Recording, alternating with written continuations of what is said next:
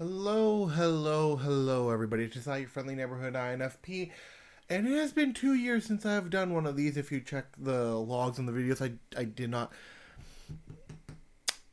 mean to have it take so long. Anyways, here now doesn't matter. What's done is done. Can't go back to the past and fix things, which is partly going to be part of this whole video. Now, I was initially thinking of maybe doing like an earlier video of this, but then I was like, maybe this should be more of a ramble, so I'm making it more of a ramble because this is a topic that is super important to me, but also doesn't necessarily align with the MBTI types, even though it can.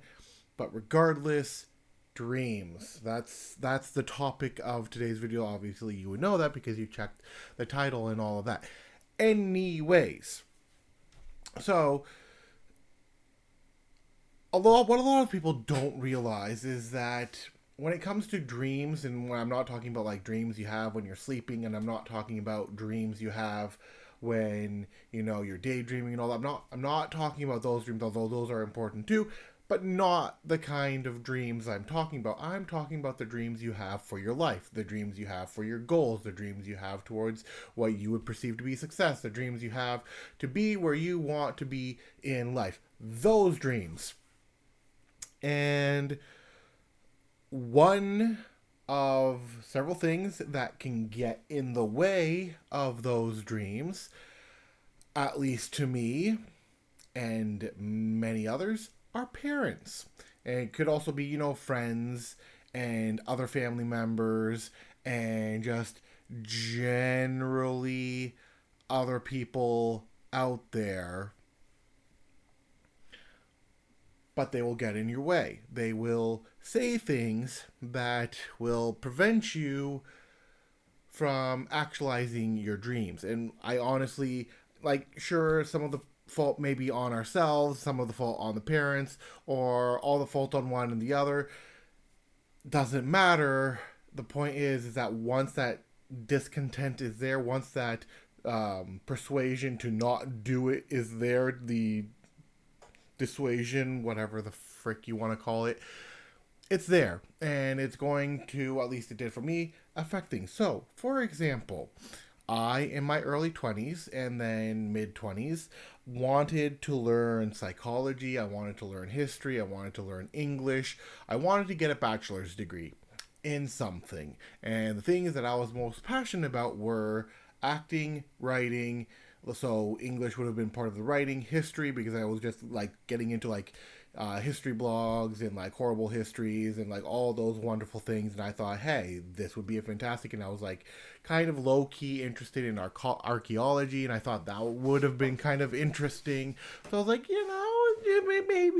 maybe look at this. And then I was looking at. We got psychology, we've got English for the writing thing, we've got history, we've got just a bunch of those things. And part of my thought was, hey, you know what I could do with this if I had a bachelor's degree, because it was something I was looking into? I could go overseas and be a overseas teacher, because they pay better, apparently. I don't know. I just hear that's the case. Or you could go overseas and be an overseas tutor. Or you could be an online tutor for the places overseas. In either case, I knew that there were choices, or maybe back then I didn't know how to get to those choices, but I knew there had to be something out there. So why didn't I do it? Why did I not go towards those dreams? And aside from money issues, which, yes, very important, and would put a kink into them, because trying to figure out how to get a scholarship and like being smart enough and all of that, that was an issue. True. So aside from money, why do you think I did not go along with any of it? That has become a low-key regret of mine, because if I go there now, I'll be 40 when I graduate. Which some people will say, yeah, well, that's not so bad and all that, but I digress. The reason being is I went to my parents, I went to my family, and I was like, hey, this is what I'm thinking. I kind of want to study history, and then they're like, you can't. studying history, you don't want to do that. There's no money in it. It's not practical. You're gonna have competition. We're essentially not going to support something that is going to have competition or not going to be practical and all that. You should look at something else. And besides, you may know history, but you're terrible with numbers, and you're going to have a hard time knowing the dates. Yeah, that was actually something told to me. I shouldn't study it because I wouldn't be able to remember the dates, and thus I would constantly be failing or something like that. But the date part stuck with me. So I was like, all right, what about English? Even worse, apparently. And not practical, and wouldn't bring lots of money, and this and that, and that and this, even though at the time, I kind of wish people had told me to get in on the YouTube thing, but then in order to get on the YouTube thing, you need to do, it's just a lot of stuff going on at the time, and nobody suggested things. I was trying to be a writer. I still am trying to be a writer. By the way, I am writing writing a few books. I'll let you know when they're closer to being complete, because heaven to Betsy, if those ideas get stolen from me, I'm going to be sorely upset. So I'll tell you later. Either case, still writing those books. They're going to be poetry things. I will say one of them is the Giant series. It's like a children's poetry book based on a friendly, jolly giant. First one being called Giant in the Shower. It's great. I loved it. Showed it to other people. They loved it. The only question is getting an artist. So I still have those dreams. I still have at least those dreams when it comes to being a writer. So that's great. And so yeah, I was like, okay, well, I'd like to be like an English teacher or something. And they're like, yeah, but how many people do you think are going to be out there? And like, if the world goes to crap, how many people do you think are going to want to hire you? And they don't get paid a lot, and they're only like, meh. So that was, wee. Then, like years later, like maybe 1 or 2 years later, I was like, okay, well, I'm kind of getting into the psychology thing. What about that? Because, one of my, like, favorite science fiction writers at the time, Larry Niven, let me just fix the camera right here, had been a psychologist.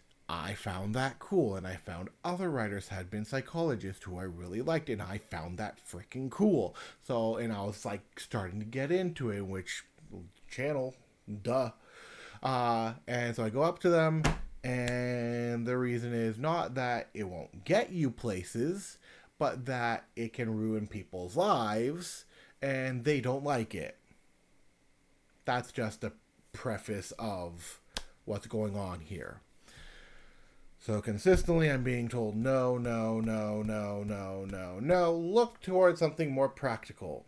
So I started looking into architecture. I'm horrible with math. Architecture's not going to be my thing. Even though I was kind of looking towards it and like going, like, oh, well, there's a thing in Seattle that I can go and take for architecture. And then my family, during that year, had found my talent towards cooking. May have been the year before that, my talent towards cooking.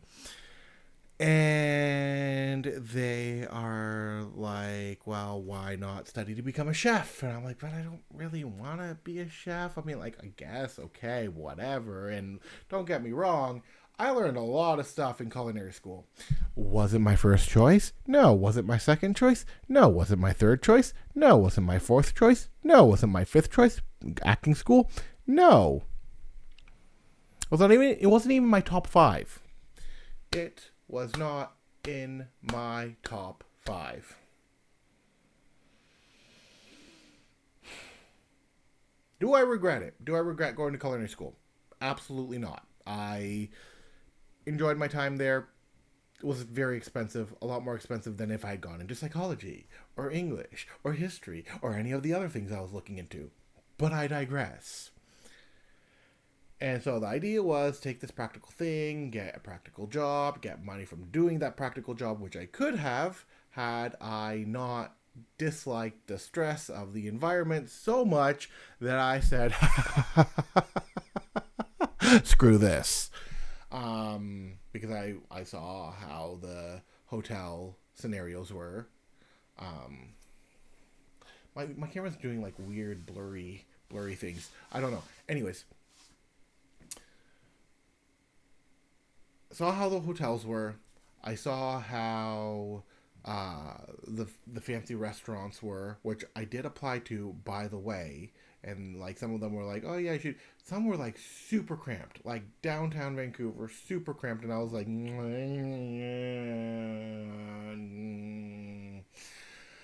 and then I just the stress of like go go go go go go go go go go.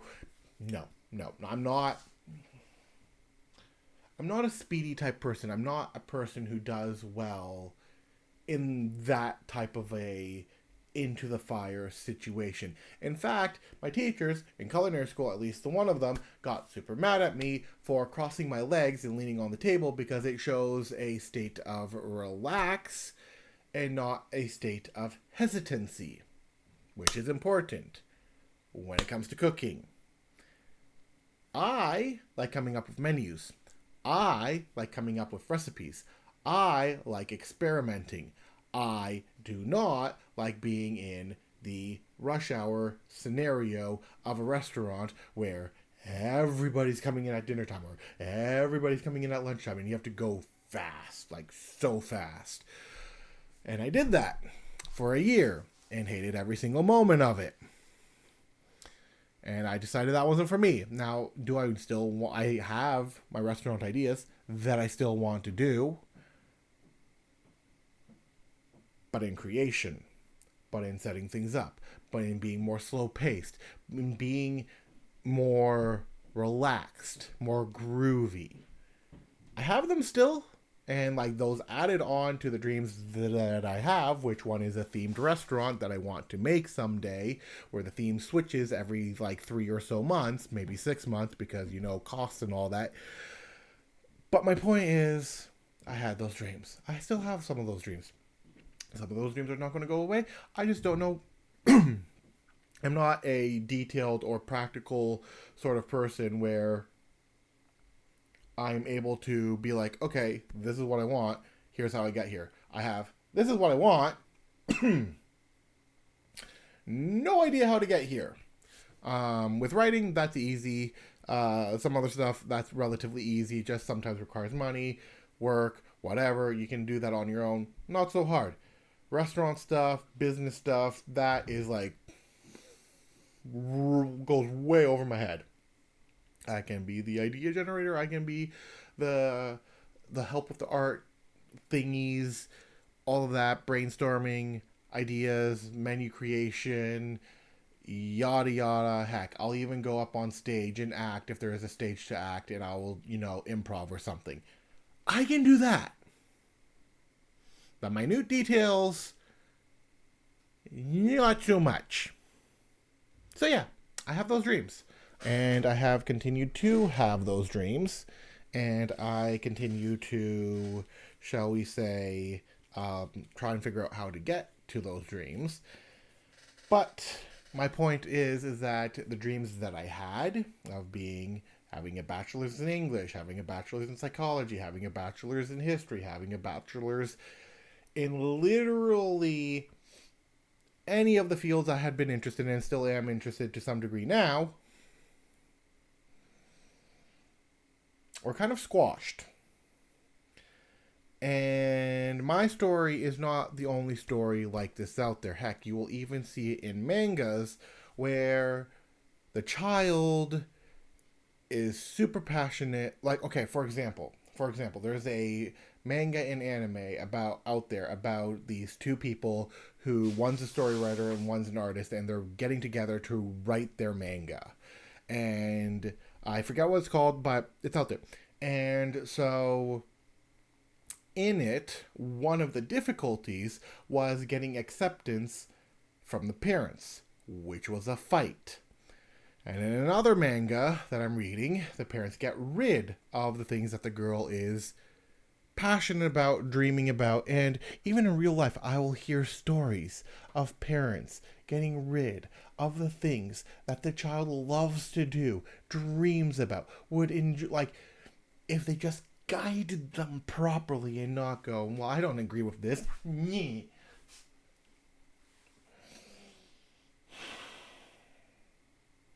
In my mind, there is a way in which you should guide a child, a teenager, somebody who is younger, heck, even somebody who is older, if they're willing to learn. But in regards to this, children, teenagers, all that are going to be a lot more susceptible to advice, guidance that will direct them a certain path. I don't think my parents are super thrilled that I still am not making as much money as they thought I would be at the age that I'm currently at. And so they're probably wondering where they went wrong, a little bit, or just decided it is what it is. Who knows? And for other parents who have done similar things, they're probably wondering where they went wrong or where the kids went wrong. And if they're like blame shifting, they're probably going to be like, where did the kid, where did they go wrong? It's like, well, maybe the problem starts with you. Now, sometimes it can be the fault of a friend. Sometimes the parents have given their children great advice. They know the child loves this, that, or the other. Parents have given them super good advice. And the kid goes and does the opposite thing, and they wish they had listened to their parents. That happens too. Or then the friend or whoever will give advice, and then a family member will give the bad advice. That happens too. People will if you let people squash your dreams, they will squash your dreams. And the way to not get those people to squash the dreams is to essentially do it anyways. Even if they tell you, like, I was not given what I consider good criticism.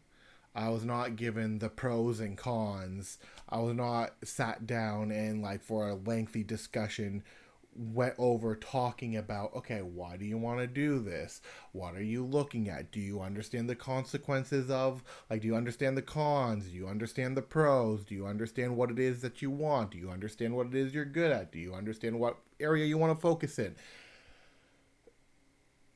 I had none of those discussions. And I feel like those discussions for raising up a kid, a teenager, especially a teenager who is about to graduate high school, are vitally important. So important. Now, sometimes what the teenager wants and what the parents want can align beautifully, and, there is no problems. And that's great. The problem is when there is a problem, which is, in my mind, most of the time. Now, I could be wrong, but the many stories I've heard, like, okay, for example, you dream of marrying this guy or you dream of marrying this girl. I've heard stories of where the parents have stepped in and ruined that marriage or wedding, or even prevented the wedding from happening altogether. Why?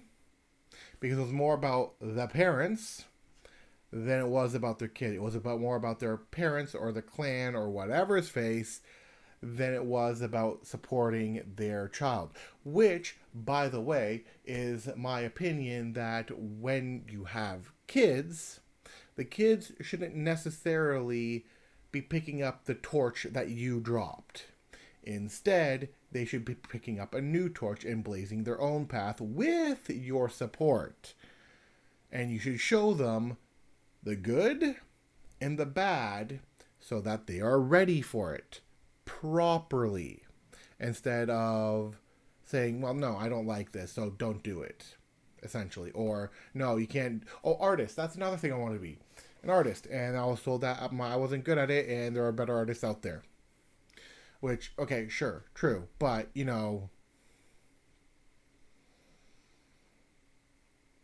could have done it a more constructively like could have given more constructive criticism, I guess.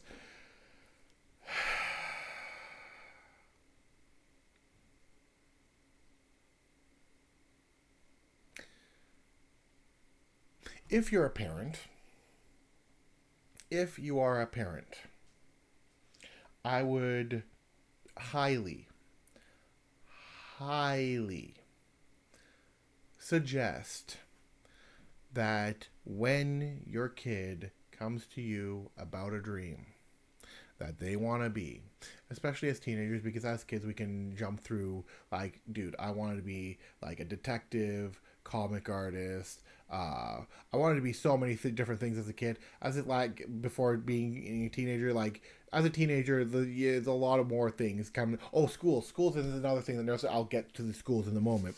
Um, but a lot of things you want to be as a kid. But usually in the teenagers is when you want to, like, talk to them. But even as a kid, when they're going through all these things, talk to them about it. See what they like about it. See what they don't like about it. Like, talk to them about the good aspects of it. Talk to them about the bad aspects of it. Then see whether or not, one way or the other, which direction they want to go. And then guide them properly. Speaking of which, schools. Schools are also a major stumbling block for so many freaking kids and teenagers. It is insane. Like, absolutely mind boggling. For example, did you know that the school told Weird Al that he should go into architecture? I believe it was architecture and not music. Schools have told other people that they should do this and not the thing that they became known for. Schools even looked at me and were like, you should do this and not this. And then not only that, but then you have like the class system and then the learning system and then everything where you see the kid full of creativity and they squash it like a bug.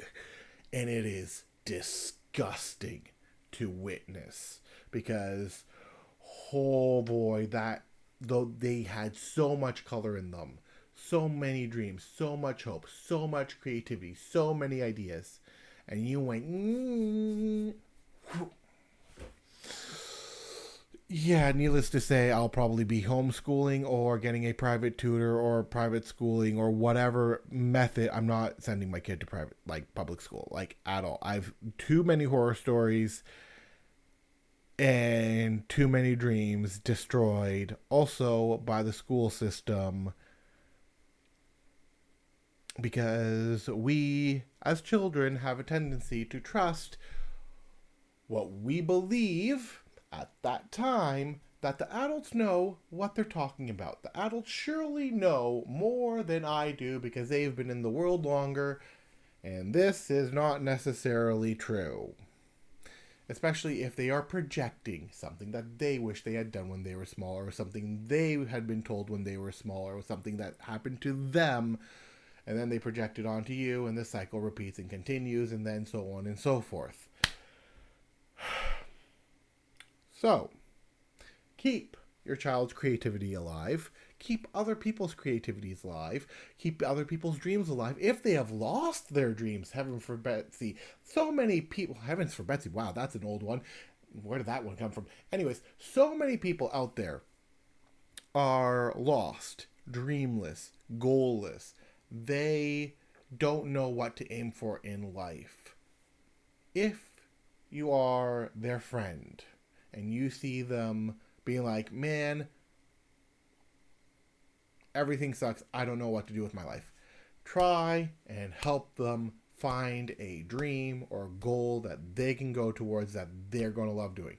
Heck, even try and go back to the past and help them find something they used to love to do in the past. So, for example, I used to love doing trading cards, specifically hockey. I'm not doing hockey anymore, but in 2020, which was like the year that everybody went and refound their hobbies and like nostalgia bait and all that, that's when I found trading cards again, and that's why I'm into Pokemon again, because, Pokemon. But The important part is some people are truly goalless, dreamless, voidless.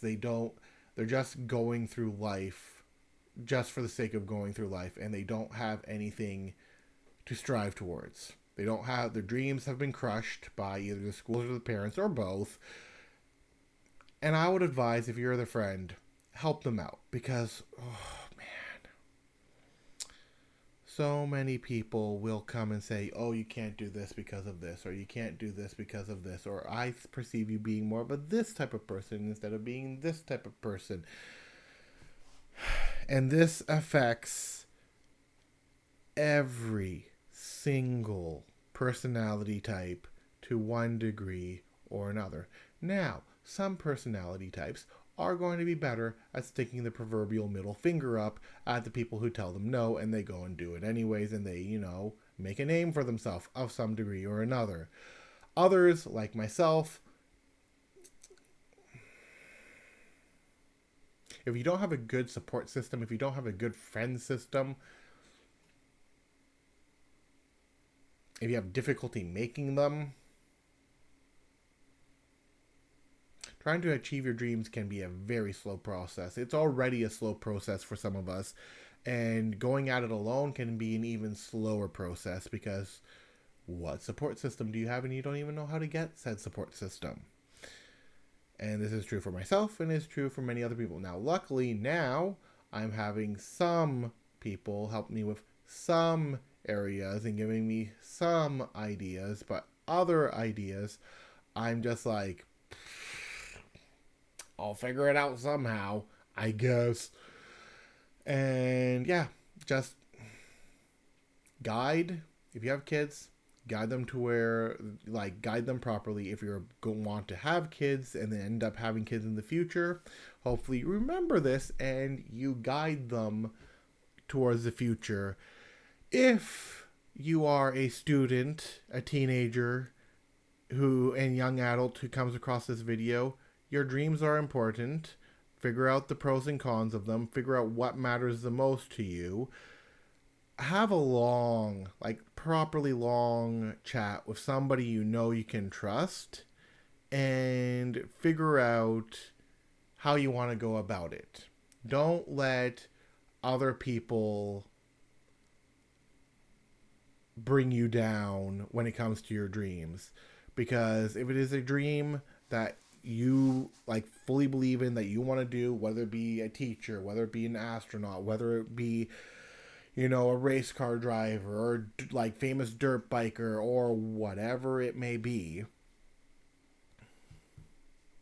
have a long chat with somebody and figure out, these are the pros to this, these are the cons to this, and then from there you move on to the next steps of whether you want to pursue that one or a different one, and if you do want to pursue that one, what that means, what that looks like. And this should all theoretically, if done in a proper setting and proper research and all of that, heck, maybe even bring all the research to the person you want to talk to about this. But my point is to have that talk. Because when you have that proper guidance, because you can't always see things by yourself, but when you have that proper guidance, to quote a certain song, you will go far, kid. And yeah, that has been my late night ramble for the day, and I'll see you guys for the next video. Bye.